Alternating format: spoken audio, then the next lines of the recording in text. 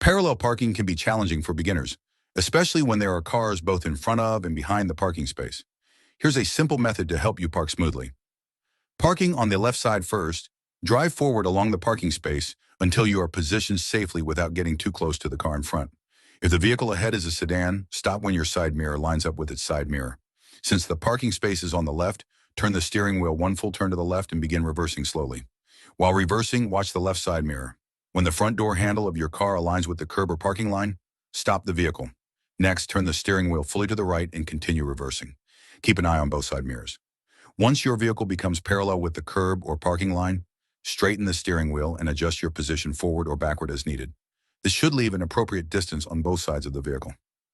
Parking on the right side. For a parking space on the right, the procedure is very similar. Drive forward until your side mirror aligns with the side mirror of the vehicle in front of the parking space. Then stop. Turn the steering wheel one full turn to the right, shift into reverse, and begin backing up slowly. Watch the right side mirror. When the front door handle aligns with the curb or parking line, stop the vehicle.